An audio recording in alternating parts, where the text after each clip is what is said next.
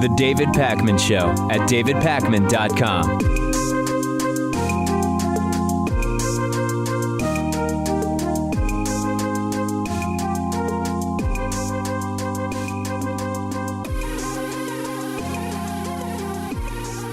I can't believe I even have to do this, but it's increasingly unclear to me that Donald Trump can comfortably read the written English language. I mean, like English written on pages. I genuinely think, after reviewing a bunch of videos and comments and evidence yesterday, that Donald Trump may barely be able to read. Let's start with some journalists who have interviewed Donald Trump, who have come to the conclusion that certainly Donald Trump doesn't read. We'll start there. There was one point when I asked him how he was preparing to possibly be president, and are you reading the great presidential biographies, for example? And he paused for an unusually long time. His voice became almost tender, and he said, you know, I've never read a biography, but I've always wanted to. You ask him as he's leaving the interview and going to bed, what are you reading? What was that? And what did he say? He kind of had that look. Oh, yeah, you got me. And then he tried to answer, and he said he's reading this book that Ed Klein wrote, A Hatchet Job on Hillary Clinton, which I'm sure he's not reading. Then there was a book about Nixon, which he couldn't remember exactly. Right. So Trump has said many times on the campaign trail that one of the main reasons he'd be a good president was because of the stuff that he wrote about his life in Art of the Deal. But of course, we know he didn't actually write it. And one of the most notable things to come from an interview with the guy who actually wrote Art of the Deal, Tony Schwartz, is that he realized that not only did Trump have essentially no attention span whatsoever, which connects to his concerning level of TV watching that we've heard about over the last week or so, but also that he would be shocked to learn that Trump had read a single book cover to cover in his entire adult life. Again, this is a quote from an interview with Tony Schwartz, where he said, that's why he so prefers TV as his first news source. Information comes in easily digestible sound bites. I seriously doubt that Trump has ever read a book straight through in his adult life. He also said that during the entire 18 months that he was writing the book with Trump and observing Trump, he never once even saw a book on Donald Trump's desk or anywhere on his in his office or in his apartment. So, fine, Donald Trump doesn't read, but can he read is really the question. Let's now put this together with that report from last week from Axios.com about the total disarray that the Trump administration is in. And one of the main disturbing aspects of the early days of the Trump administration, according to insiders at the Trump White House, is that Donald Trump seems fixated on watching TV and cannot focus on nor read any of the reports or briefings or white papers or anything. His advisors have even said he doesn't even really surf the web or use a computer. He'll scroll through Twitter on his phone and dictate tweets to people in the other room. That's yet another layer to this thing, that Donald Trump may not only have trouble reading, but also have trouble writing, as we've talked about before. And Trump has even tweeted about this himself. I dictate my tweets to my executive assistant, and she posts them. Quote, time is money, source, The Art of the Deal. Of course, the phrase time is money didn't even come from The Art of the Deal. And again, this further continues to call into question both Donald Trump's reading and writing skills. His advisors have now also said Trump avoids reading any report or briefing that he finds to be too lengthy, and he will often just glance at the first page without even making it evident whether he understands what's on the page. It continues. Listen to this strange conversation that Mark Fisher had with Donald Trump. So I pressed a little harder and I said, well, how are you preparing? How will you make decisions as president? And he said, well, I'm not going to be reading any big reports or anything like that. And he told me the story of how a guy from Wall Street came to him, wanted him to make a deal in China, and said there was an innovative kind of financing that he wanted Trump to consider. And so Trump said, well, I don't know anything about that. And the guy said, no problem, we've done some research. I have a report, I'll send it to you today. And Trump said, don't send me any blanking reports, and said, because I won't read them. And here is Trump telling Chuck Todd that he gets his foreign policy advice from TV. Odd place for a presidential candidate to be getting foreign policy advice. Who do you talk to for military advice right now? Well, I watch the shows. I mean, I really see a lot of great, you know, when you watch your show and all of the other shows and you have the generals and you have certain people. But is there... So that's circumstantial. Trump doesn't read. But is he avoiding reading because he doesn't like it or because he has trouble reading? And here is where it all explodes. I recently saw this interview I'm about to play for you on the Opie with Jim Norton radio show with Saturday Night Live's Pete Davidson. And Pete Davidson described that when Trump was guest hosting Saturday Night Live, he genuinely seemed unable to read the script. Take a look at this. Okay, so he's like, he doesn't really know how to read. For real. Yeah. So during like the table read, he like, before like we were gonna read each, before he had to read each line, and he's the host, so he's at everything. Yeah. He would go, I'm not gonna say this. I think I'm gonna say it the way I want to say it. Is that okay? Is that okay, Lauren? Is it everything? And everybody's like, what? And then this is my favorite part is there was a sketch that we wrote where he's at Disneyland with his daughter, and the line is, all right, let's get out of here. Turkey legs? Like, let's like go get turkey legs? And he doesn't know how to read. So he went, all right, let's get out of here, turkey legs. He called his daughter turkey legs. And then he looked up, like, he doesn't get it. Like, he thinks if everybody's laughing with him, but we're all laughing at him. So this would explain why it's such a disaster every time Trump tries to use a teleprompter. Not because he's unfamiliar with prompters, but because he's not a very good reader. Let's take a look at just one of these awkward teleprompter debacles. Everything that is broken today can be fixed, and every failure can be turned into a truly great success. Just look at the way I just melded into the teleprompter. Yeah. So now here's where it gets completely nuts. I took a look at some specific portions of a deposition that Trump gave in June of last year. And there are some really, really clear attempts here to avoid having to read out loud. His lawyer clearly doesn't want Trump to do any reading out loud. And here is the first clip where Trump says, I don't read leases. Let's start with that. Did you review the lease at all before you signed it? No. How many leases like this have you reviewed in your career? Signed or reviewed? Reviewed. Not too many. I signed 100. Right. So he's never really reviewed a lease, and then he's asked to read a portion, and his lawyer really doesn't like it. Yeah. You did not review this section What of the does that lease. say? Monetary damages. This is in the remedies I section. did not, no. Okay. Would you be able to read this section and tell us what your understanding of it is? Objection. Mr. Trump isn't a lawyer. I mean, do you want me to read it? It's long. It is long. It's very long. It is long. So then it looks like maybe Trump is actually going to read, his lawyer seeming increasingly nervous, and it gets really weird. I would like you to read just the monetary damages section, starting at the number 1 in the middle of the page. Just there, the rest of that, and to the end of that, it continues on the next page. And tell me what you think, reading that, you as the landlord are entitled to get from the tenant in the event of a tenant breach in the way of damages. I don't have my glasses. I mean, I Glasses? am at a disadvantage because I didn't bring my glasses. This is such small writing. All right, well, well, if the witness can't actually physically read the language, I that's a mean, problem. it's very but small writing. I also I can make it out. Do you want me to try?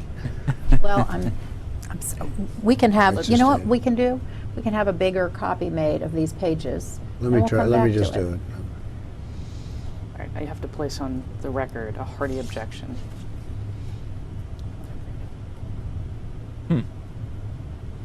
Awkward. Very awkward.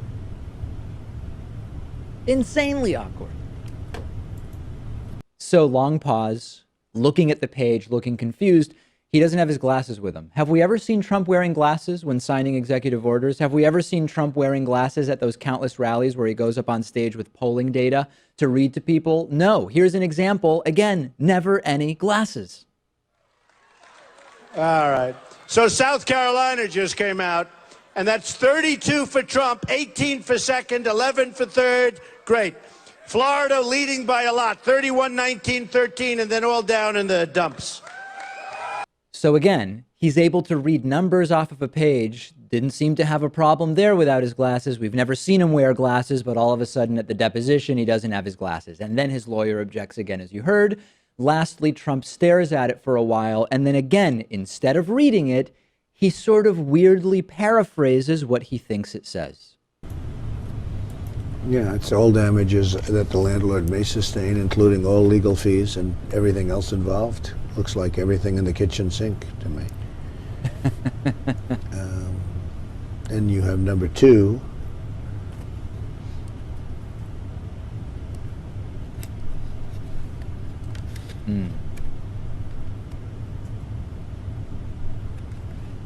Yeah. Go on. It's to value the positive difference with the aggregate amount of the base rent and the additional rent. The guy can barely read, Pat. I am convinced he can barely read. And even on Inauguration Day, I didn't think much of this. Trump seemed confused about which orders he was signing and where to sign. But it's all part of this. He kept having to be told what he was signing, and now it all comes together. The guy barely can comprehend what's on pieces of paper. We have to sign that. I know that. Before, and then they'll. I thought it was healthcare. We're going to get Chuck to sign that. Where would you like me to sign this? You just sign underneath. Just underneath. Any place you want. As long as it's signed. So we may have a Trump president. We may have a president in Trump here who isn't speaking at a fourth grade level because it's some genius way to appeal to people. It's because he's reading at a fourth grade level, and that's the highest level he's able to speak at. I mean, I'm not sure if we have enough here to make a conclusion on his raw reading ability. No. But the lack of intellectual curiosity is what bothers me, because you can get books on tape. You can have advisors come in Right. and tell you what the policy proposals are. There's ways around this. There are ways around it, but this is all incredibly disturbing, and I'm curious to see what the audience thinks about it. I've had my praises and criticisms of anti-Trump protests so far, including the Women's March, the airport protests. I want to suggest that progressives start protesting at Donald Trump's businesses and the businesses that are supportive of Trump. Think about how much more quickly that would make an impact. It would be much harder for Trump to brush off unrest that's happening around properties in which he has a commercial interest and properties which his supporters and buddies have commercial interest. Protesting in New York City is powerful. Make a fuss in Trump's hometown. Make him know that he's not being accepted at home. Legally, non-violently, do what the anti-choicers do at Planned Parenthood to Trump's businesses and those of Trump's buddies. Make it really difficult and annoying for people to get into Donald Trump's hotels. The boycott of Trump products and businesses, all right, that's okay, but who's really using his products anyway? Trump water and steaks, not exactly products you can't live without. It's mostly committed Trumpists, but if progressives start protesting at Trump's businesses, it could get chaotic quick, Pat, and I think it should be done. And even when he started on this campaign, he made all these inflammatory remarks, and we saw his hotel bookings take a significant drop, and now he's even starting to remarket his business as Scion. Yes, indeed. He's starting to change, or not he, of course, because he's no longer involved. We have to believe he has no conflicts of interest anymore. Some of the businesses are being rebranded. Make it uncomfortable to go to Trump's businesses and judge and condemn people who use his products, hotels, and other businesses, even in person. This could also expose that Trump is actually still very connected to and aware of what's going on. If Trump businesses start being protested and all of a sudden Trump starts tweeting and talking about it, it also makes it even harder to believe that Trump is completely separated from these businesses. There's actually an app now that helps you boycott Trump's businesses called Boycott Trump. It'll search a database to determine what goods and services are in any way tied to Trump. You can get it on iPhone as well as iPads and Android. Boycott Ivanka's fashion products and her furniture, And this will also affect third-party retailers that sell Trump products, Nordstrom and Sears, for example. I think that it's great that we are critics of Trump's ideology, but we also want to be out there making it clear that it's going to be uncomfortable to show up and support Trump businesses, and this will absolutely wreak havoc. It can work. Macy's dropped the Trump menswear line after the entire Mexican rapist backlash. Show up at the businesses that sell Trump goods. Show up at Hobby Lobby, which has praised Trump. Show up at Trump's hotels. Make it absolute and utter chaos. I'm not saying stop doing the other stuff, but I think this is an approach that could very quickly have repercussions. And maybe some people are going to compare this to protests outside of Planned Parenthood. I think there's a clear difference here because there's alternatives to Trump hotels. The comparison, equating the two, I would be completely opposed to in practice. And again, I refer to the Planned Parenthood thing as this is what they do when people are just trying to get legal medical services. Oftentimes, women who have driven across an entire state or from another state. We're talking about something very different here. There are countless hotels, and we're talking about a very targeted corporate protest and boycott here. Send me your thoughts on this. Is this something that progressives should be looking at? I'm on Twitter at @dpakman. Send me your thoughts. The David Pakman Show at davidpakman.com.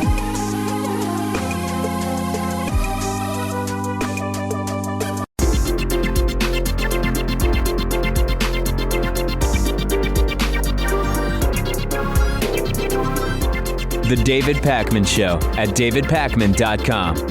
Today's new member of the day is Sabrina Scott. Sabrina, thank you. Thank you for supporting our program. This is a program that primarily is funded by our viewers and listeners through the membership program. You can join Sabrina and sign up at davidpakman.com/membership. And remember, if you ever shop on Amazon.com, the shopping you do can support the work that we do. If you stop on by davidpakman.com/Amazon before you shop, it'll send us a little kickback.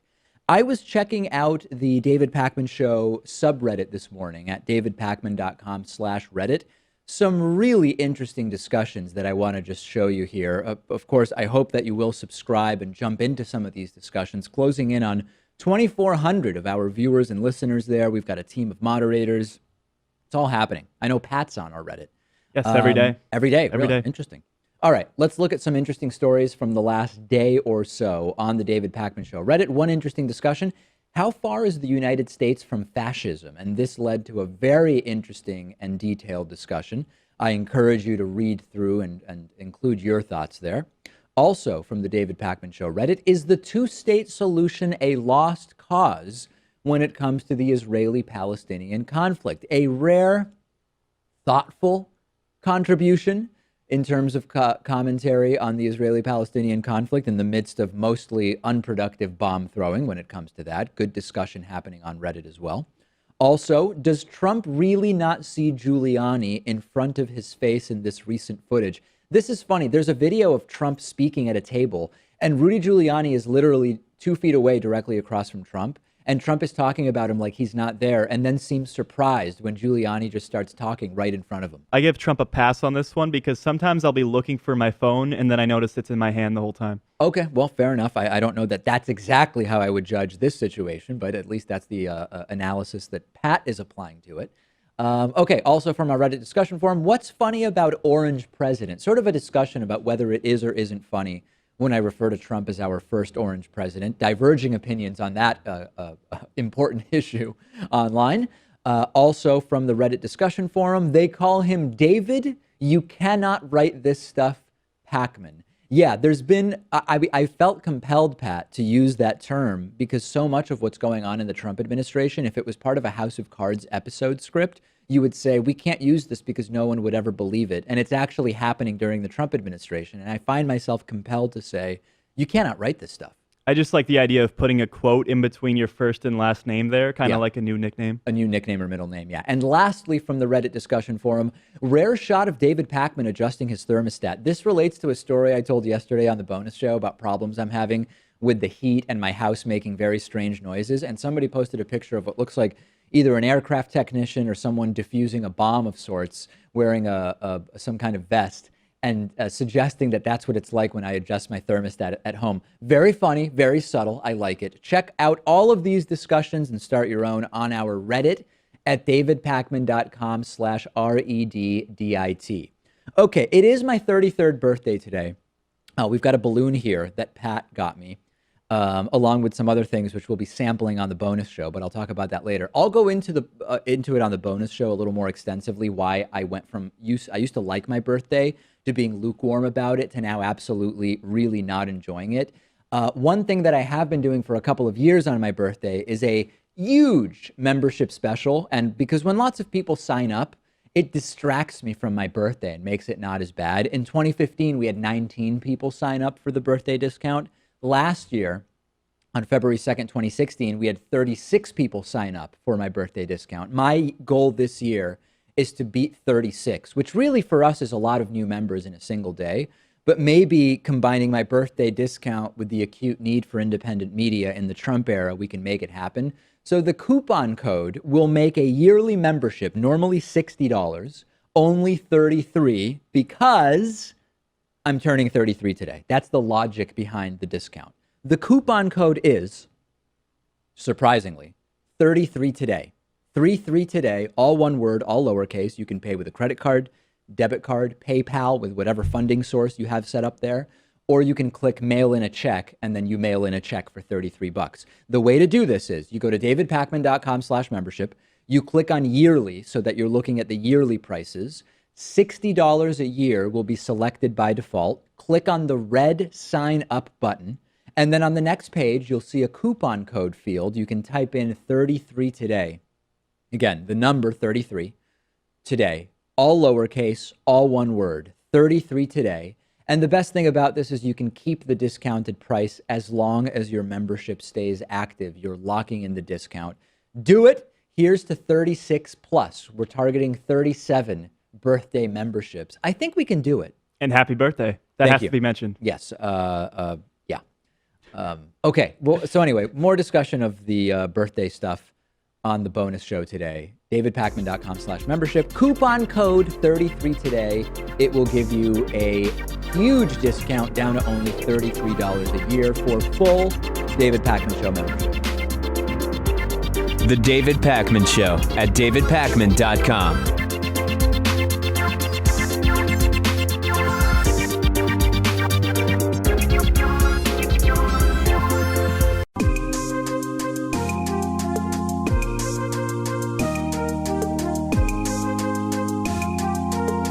Welcome back to the David Pakman Show.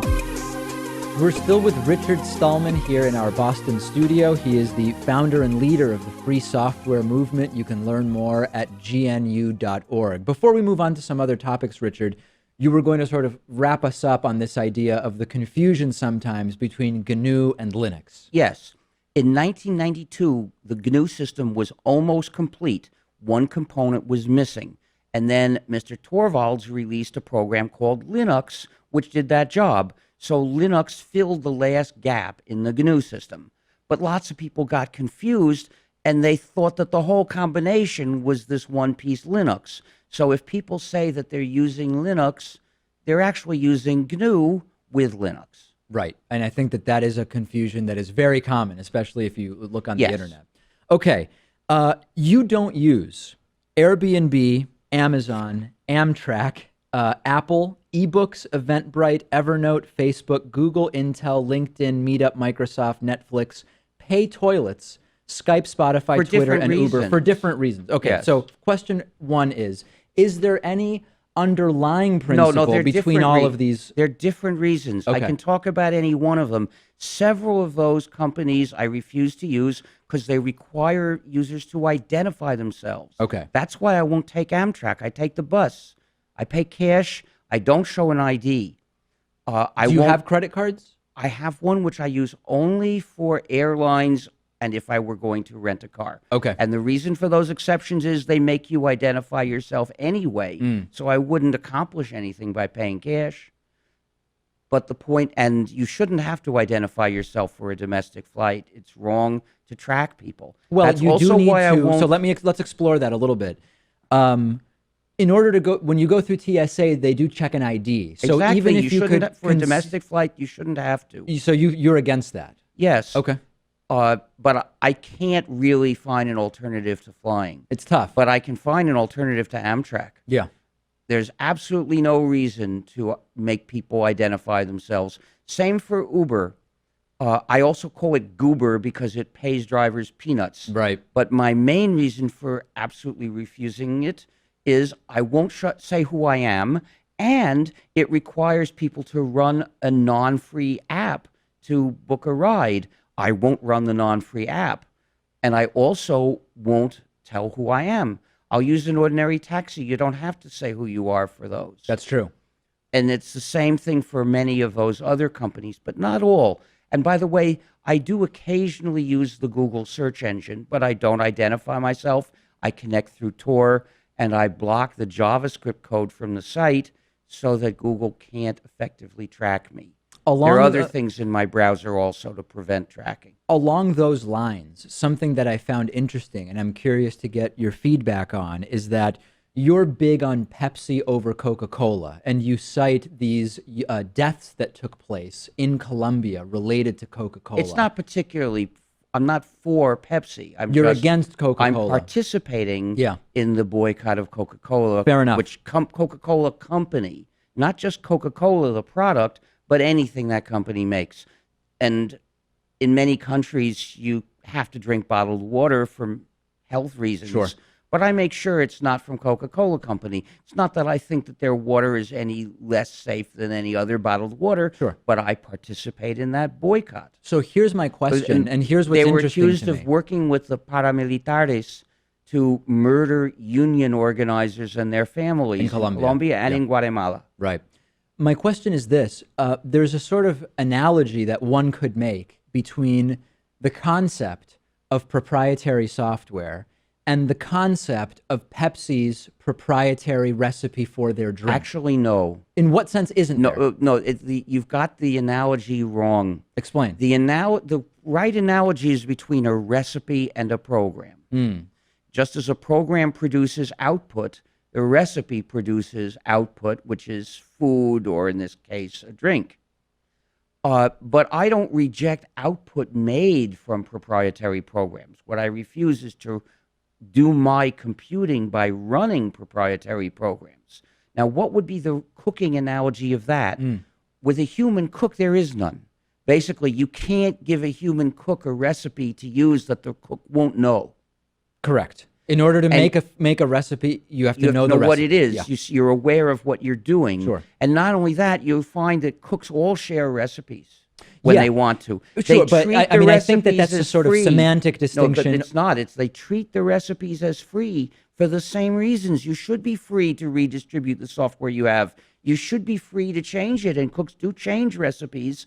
And cooks even will occasionally write down their changes on a copy of the recipe and hand that to a friend. Sometimes. These are they're free to do it when they want to do it. They're not required to. In the They're same free way that to. a software company could No. Sorry, you've got it wrong. The point is that every user of a program should be free to do these things, and that's the definition of free software. Freedom 0, freedom to run the program as you wish. Freedom 1, freedom to study the source code of the program and change it to function the way you wish. Freedom 2, the freedom to make exact copies and give or sell them to others when you wish. Freedom 3, the freedom to make copies of your modified versions and give or sell them to others when you wish.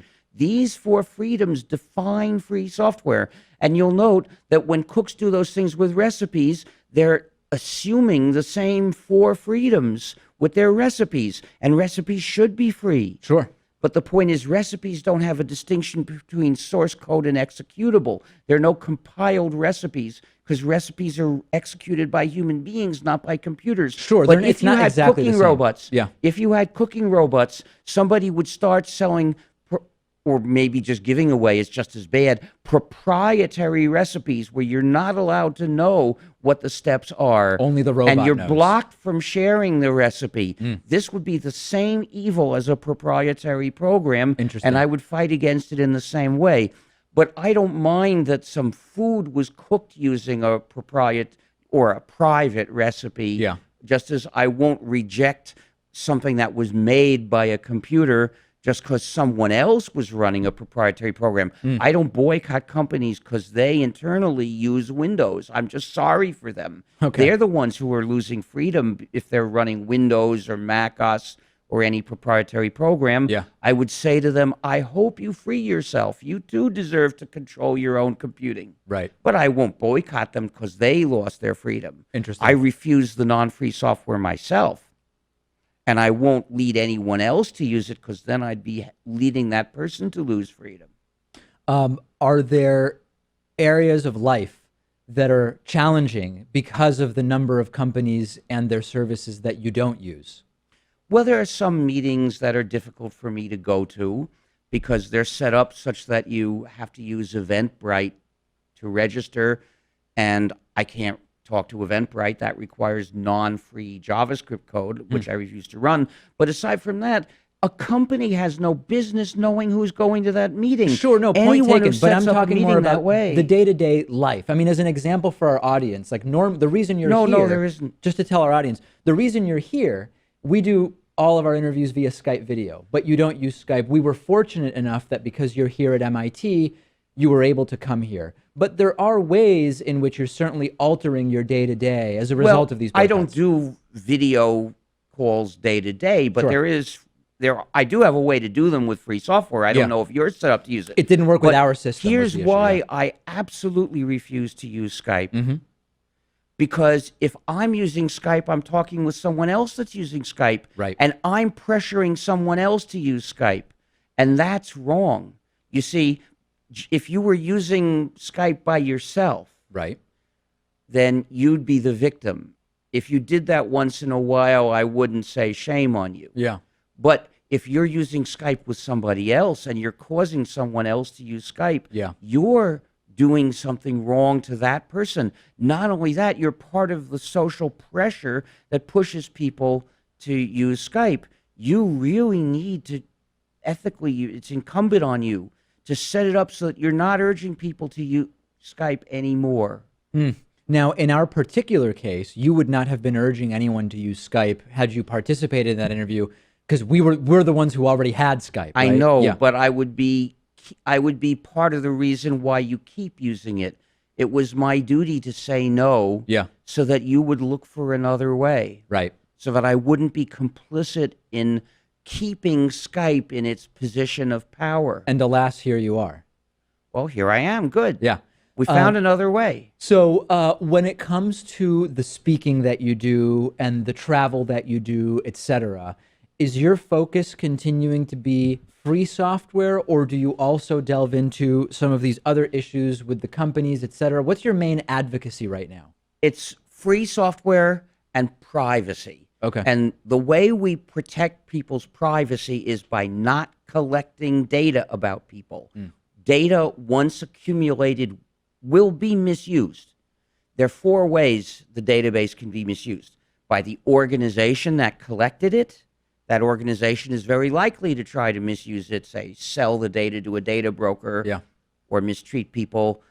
Oh, but it can also be misused by rogue employees. And this happened with Uber, by the way. They figured out who was having a one-night stand from their data of who went where.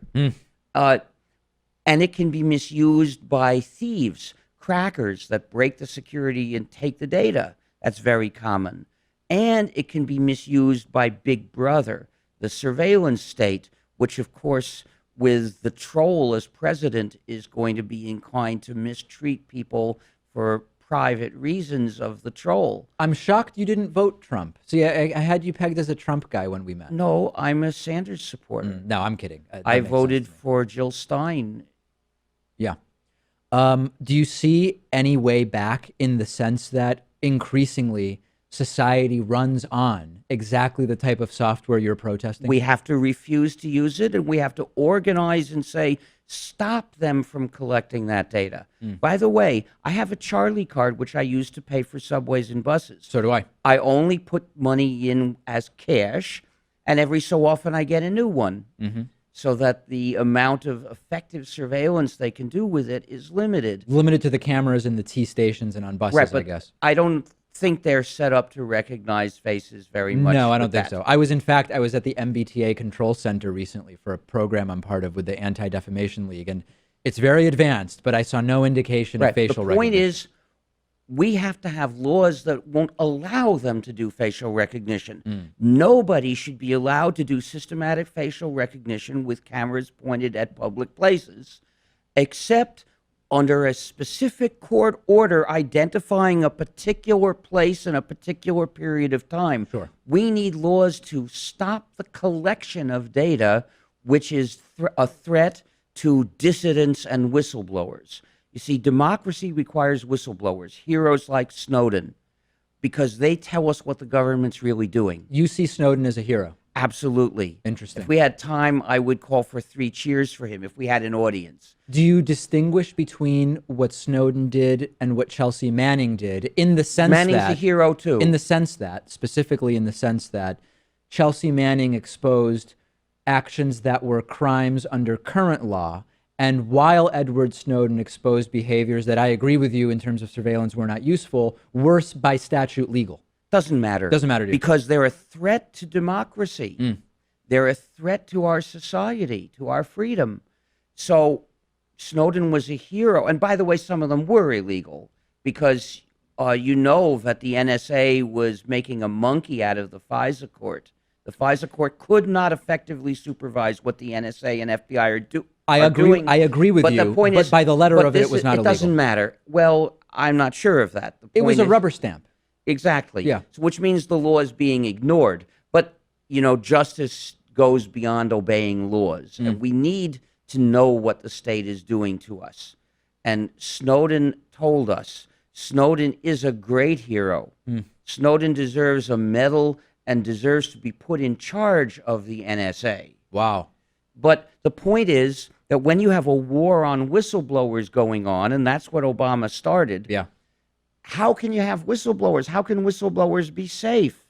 If the government always knows who goes where and who talks with whom, it's very hard to be a whistleblower. So it's hard to have democracy. If we don't know what the government's doing, we can't decide what it should do. So the amount of surveillance we have now in the U.S. and many other countries puts democracy in danger. It's more surveillance than existed in the former Soviet Union. We must push the level of surveillance down to the point where whistleblowers and dissidents are safe. The reason why I don't have a mobile phone is that whenever they're on, their movements are tracked. And every mobile phone, there may be a few rare exceptions, has a universal backdoor that can be remotely activated to convert it into a full-time listening device that listens all the time and transmits all conversations through the phone network to whoever it is. And once that change is made, you can't really switch it off either. Right. It pretends to switch off, but it's really still running. So I call them Stalin's dream. Fortunately, I found these things out before I had one. I considered getting one, but when I found these things about it, I decided it's my duty as a citizen not to tolerate them. So I don't have one. I do use mobile phones. I use lots of different mobile phones, many of them only once. You got a burner? No, it's somebody else's mobile phone. I gotcha. I say, could you make a call for me or send a text for me? Yeah. This way, Big Brother doesn't generally know it's me.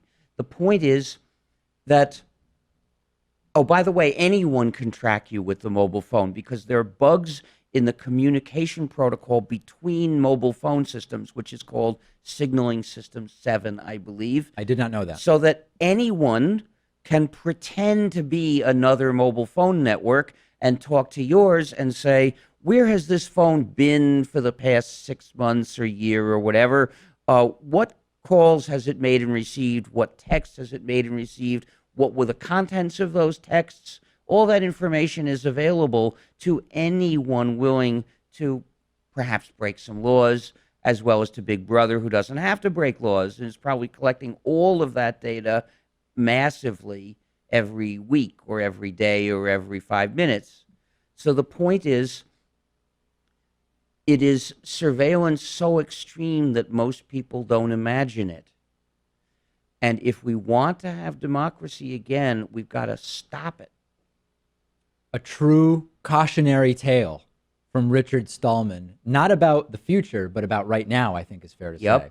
You can learn more at gnu.org. So great having you in our studio. And these files about the companies that I suggest not using or avoiding in certain ways, those are in my personal website, stallman.org. Yes, I did extensive reading of that website, and I recommend it to everybody in our audience. Thank you. Thank you. The David Pakman Show at davidpakman.com.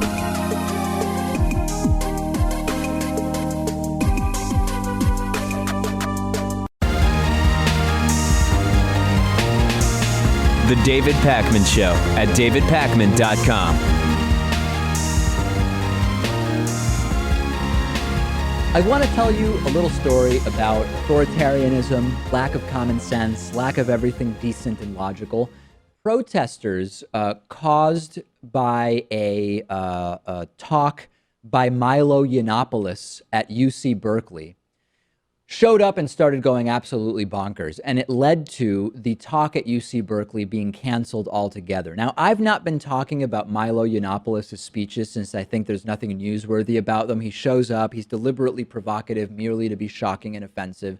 He says things like feminism is cancer, gives irrational critiques of Islam that go way above and beyond the critiques I do here, for which I'm also sometimes labeled an Islamophobe, but that's a label I completely reject. But this particular speech scheduled for last night brought out protesters with smoke bombs, protesters who started fires, protesters who smashed windows. Around 1,500 people showed up to peacefully protest Milo Yiannopoulos' speech, but then a smaller group of protesters started a wave of absolute and total vandalism. All deplorable actions which I oppose. Police decided, not the university, but again, police decided that they couldn't guarantee Milo Yiannopoulos' safety, so officers canceled the event and escorted Milo off campus to keep him safe. No immediate reports of arrests or serious injuries. Again, this was for Milo's safety. How did President Donald Trump respond? Number one, it's insane that Trump would even respond to this at all. Of course, that's because, as we know, Trump, rather than reading briefings or reports, is watching TV. Fox News started covering this, and very quickly Trump was tweeting about it. Trump sent out the following tweet where he threatened to withdraw federal funds from UC Berkeley. Quote, "If UC Berkeley does not allow free speech and practices violence on innocent people with a different point of view, no federal funds." Keep this up for a second, Pat. Think about how clueless our president is. I mean, really, folks, think about how insane he exposes he is. If UC Berkeley does not allow free speech, first of all, this was a security decision made by police on the campus. It's not at all an issue of free speech. It was canceled because Milo was unsafe at the determination of law enforcement. But again, what does it have to do with free speech? No one has a right to speak at a university. Now, I happen to agree with the idea that if you support the concept of free speech, you support it for everybody, short of directly inciting violence on individuals. And we have to support it for someone like Milo Yiannopoulos as well. However, this is not an issue where anyone is given the right to speak anywhere they want. I'd love to give a speech at Harvard University. They haven't invited me. Are they limiting my free speech by not having invited me? We have a very specific situation here where the Republican club wanted Milo to speak and they booked him. And for security reasons, police decided it wasn't safe for him.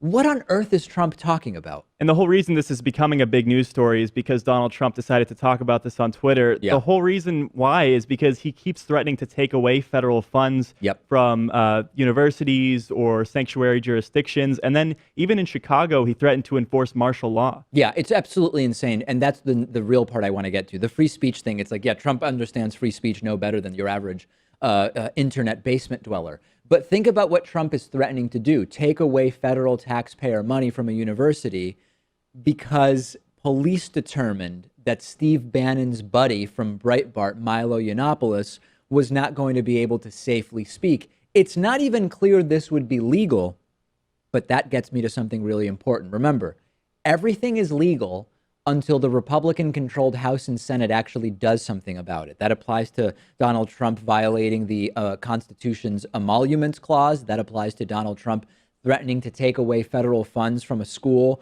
based on a decision made by police about the safety of a speaker. You've got here a situation where Milo has a right to speak. If we believe in free speech, we believe in it for him as well. That doesn't mean that police saying it's not safe for you is a restriction on free speech. And certainly, this is Trump's America. This is an America where the president sends out tweets based on what's on Fox News, rather than actually being a sort of rational, temperamentally fit person. Trump's consciousness is dictated by television, which, as we heard last week, he's watching constantly to the point of concerning his White House staffers. This is America under Donald Trump. And, I'd like to think this is going to end at some point, but I think we've got to get used to this nonsense because it is happening and it's going to continue to happen. Senate Republicans, desperate to move forward with two of Donald Trump's cabinet nominees, decided to suspend the committee rules to move forward in spite of Democrats boycotting. This is the Senate Finance Committee. They conducted the hearings for Stephen Mnuchin, the Treasury Secretary selection, and Congressman Tom Price, the selection for Secretary of Health and Human Services. For the second day in a row yesterday, Democrats decided they're not going to show up. They said that the two nominees made misrepresentations, which is certainly an understatement if I've ever heard one. And under committee rules, you have to have at least one Democrat there to vote and decide to send the nominee to the full Senate for confirmation. We had 0 Democrats show up specifically to slow the process down. And then committee chairman Orrin Hatch, a Utah Republican, went to lengths that many are calling tyrannical by saying, hey, listen, we've got extraordinary circumstances here. So we're just going to suspend the rules, skip the rules, and let's move forward without any Democrats here on the vote.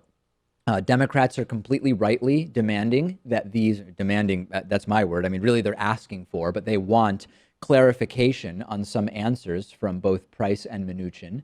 But with the two nominations already being sent to the full Senate, it's very unlikely that Democrats are going to get the answers they want. This is why, Pat, Democrats need to stand in the way of the Supreme Court nomination of Neil Gorsuch, which would require at least 60 votes to break a filibuster. Mitch McConnell is very clearly one of the worst in the Senate. Remember, he refused to have hearings for President Obama's Supreme Court pick, Merrick Garland. And then yesterday, he throws around all sorts of threats and criticism, saying, hey, wait a second, Democrats are going to stand in the way of President Trump's nomination. And we have the exact same scenario here where they obstruct for years and frame it as the moral thing to do. They're in power for a week or two, and now they say, hey, now the moral thing to do is to skip the rules because it's the Democrats that are obstructing. You couldn't have bigger hypocrites. It's just hilarious to hear these Senate Republicans talk about how the Democrats are breaching protocol. I mean, Orrin Hatch even called the Democrats idiots. I mean, they've obstructed Obama for 6 years, and there wasn't really much retribution for it. No. To act holier than thou on this is really just a bad thing. It's absolutely pathetic. It's not credible. It's not believable. And this is one of those areas where, particularly for these Senate Republicans on the committee, the Finance Committee, who are in lower population red states, start calling up their offices, call their DC office and their state offices and say, I'm a voter and I'm disgusted by how Senator whatever handled the rules situation in the Senate Finance Committee. I will not be voting for them in the next election, and I will be encouraging everyone I know not to vote for them, because every single one of those calls, and please call, don't email, it is considered to represent a significant number of constituents. And this is actually one of those areas where calling your legislators can make a difference. Get on the phones and say you will not stand for nor support someone who just blatantly ignores what the rules are within these committees. We have a voicemail number, 219-2-DAVID-P. I figure since it's my birthday today, we'll do a little bit more of a lighthearted voicemail. Take a listen to this. Hi, David. My name is Cecilia. I'm a new viewer, and I would like to know how much time you spend on your hair. It always looks so nice, and I just figure that's going to take some time. Yeah.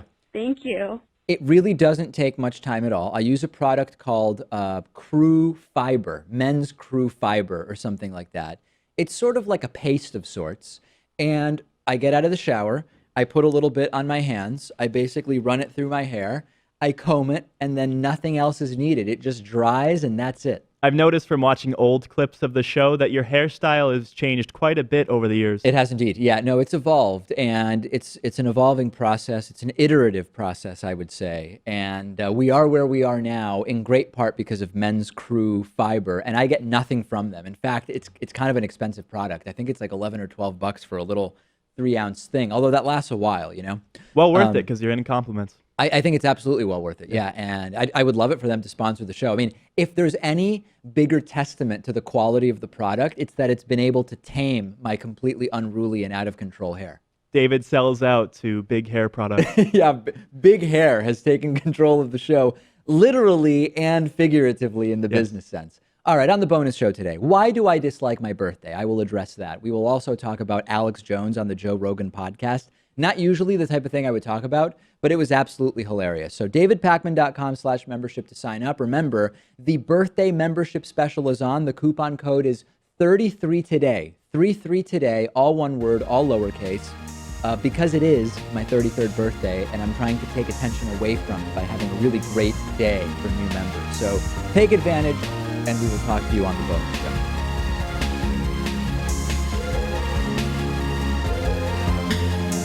The David Pakman Show at davidpakman.com.